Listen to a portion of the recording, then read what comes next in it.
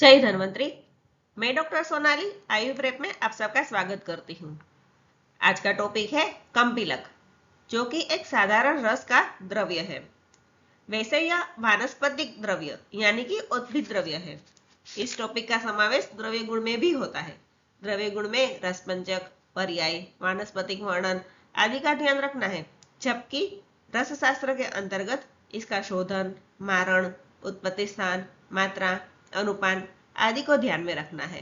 तो आज हम कम्पिलक के बारे में पूरी जानकारी प्राप्त करेंगे और कम्पिलक का समावेश साधारण रस में क्यों किया है वह जानते हैं। तो आइए शुरू करें आज का टॉपिक। लेकिन शुरू करने से पहले मेरे चैनल को लाइक, शेयर और सब्सक्राइब जरूर करें। अब सबसे पहले कम्पिलक का परिचय देखते हैं। कम्पिलक एक रस द्रव्य है। यह एक वानस्पतिक द्रव्य है, फिर भी रसशास्त्र के ग्रंथों में कम्पिलक का समावेश साधारण रस के वर्ग के अंतर्गत किया गया है। इसका रीजन यह है कि कम्पिलक रसशास्त्र की विविध प्रक्रिया में उपयोगी है और गुण की दृष्टि से उत्तम है, क्रोमिग्न है और विरचक है। और एक बात, इसको अग्नि संयोग देने पर वोलेटाइल ऑयल निकलता है, यानी कि कम्पिलक की फलरज को जब हम योग्य मात्रा में अग्नि देते हैं तब उसके तत्व का विघटन होता है और वह बाष्प रूप में परिवर्तित होता है। वैसे ज्यादा गर्म करने पर चूर्ण जल भी जाता है, लेकिन अगर योग्य मात्रा में अग्नि दी जाए तो यह विविध प्रक्रियाओं में उपयोगी है। इसलिए रसरत्न समुच्चयकार ने इसका समावेश साधारण रस वर्ग में किया है। भारतीय चिकित्सा के प्राचीनतम ग्रंथ चरक, सुश्रुत और अष्टांगहृदयी आदि ग्रंथों में अनेक रोगों की चिकित्सा में इसका प्रयोग करने का निर्देश है। अब पर्याय देखते हैं। कम्पिलक, रक्तचूर्णक, रेचन, कर्कश, रोचन, रक्तांग, चंद्र आदि कम्पिलक के पर्याय हैं। कम्पिलक का जो मेन नाम है कम्पिलक, वह इसलिए है क्योंकि पहले यह सौराष्ट्र देश में प्राप्त होता था, इसलिए इसका नाम कम्पिलक है। इसके ऊपर की जो फलरज है वह रेड कलर की होती है, इसलिए रक्तचूर्णक इसका पर्याय है।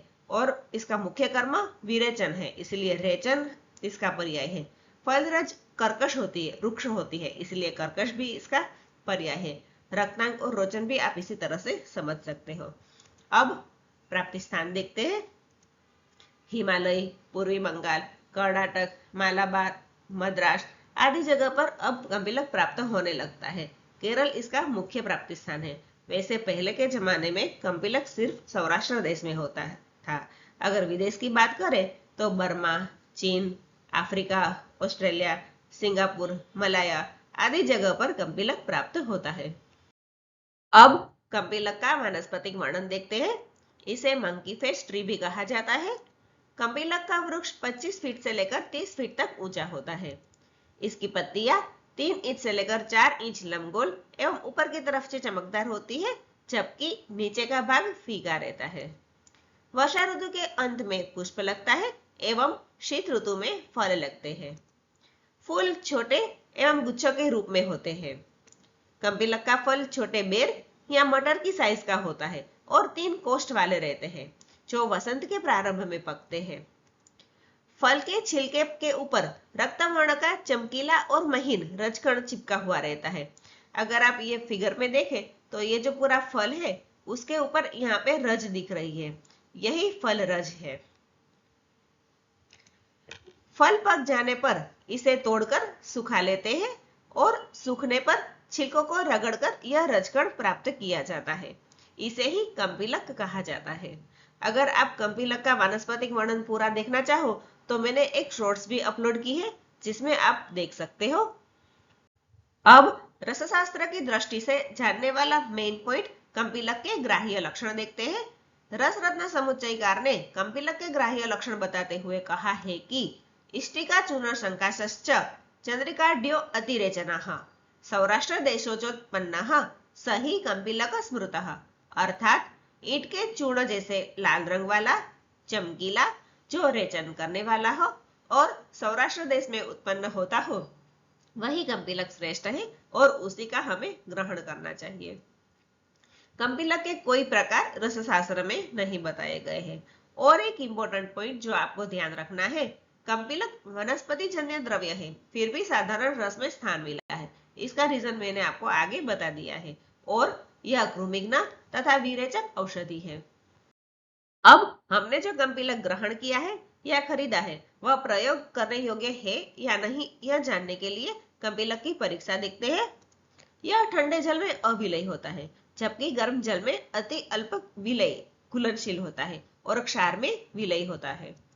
इसके चूर्ण को जल के ऊपर डालने पर तैरता रहता है, यानी कि यह एकदम से हल्का होता है। आग पर डालने पर बारूद की तरह विस्फोट करके जलने लगता है। इसको भीगी उंगली पर चिपकाकर सफेद कागज पर अगर घिसा जाए तो वह कागज को पीला कर देता है। यह स्पर्श में मृदु होता है। कम्पिलक में मिलावट की जाती है, इसलिए यह परीक्षा करनी आवश्यक है।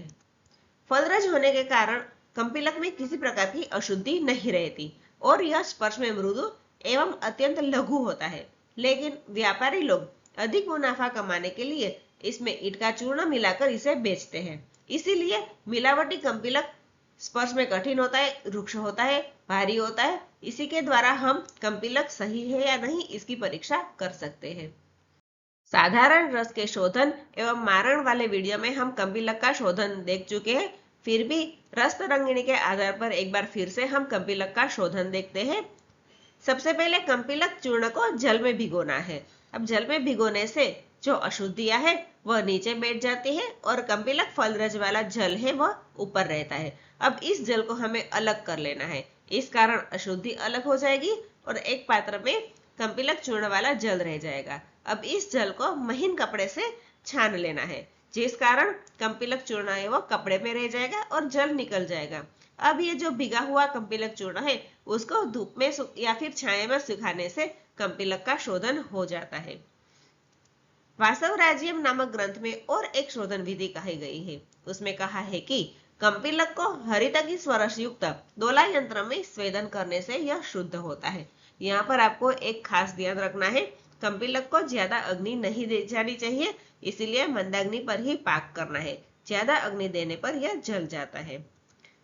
अब भस्म प्रक्रिया देखें तो मैंने जैसे आपको पहले बताया, कम्पिलक को अग्नि देने पर यह जल जाता है, इसीलिए इसकी भस्म नहीं बनाई जाती। अब शुद्ध कम्पिलक के गुणकर्म देखते हैं। यह कटुरस और उष्णवीर्य औषधि है। यह दूषित पित्त, व्रण, आत्मान, विबंध, दूषित कफ, उदर रोग, कृमि रोग, गुल्म, शोथ, आमदोष आदि डाइजेस्टिव सिस्टम के रोगों के साथ साथ ज्वर, शूलहर तथा विरेचन से शांत होने वाले सारे रोगों का नाश करता है। कम्पिलक उत्तम कृमिघ्न, त्वक दोष नाशक और व्रण रोपक औषधि है। अगर मात्रा देखें तो 4 से 6 गुंजा मात्रा में कम्पिलक चूर्ण का प्रयोग कर सकते हैं, लेकिन अगर रेचन के लिए प्रयोग करना है तो 3 से 6 मात्रा तक यूज कर सकते हैं, यानी कि 1 ग्राम से लेकर 8 ग्राम तक कम्पिलक चूर्ण दिया जाता है। बच्चों में 5 रति मात्रा में कम्पिलक का यूज होता है। अगर इससे ठीक नहीं होता है तो दूसरे दिन फिर से 5 रति मात्रा में दिया जाता है। अब प्रमुख योग देखते हैं।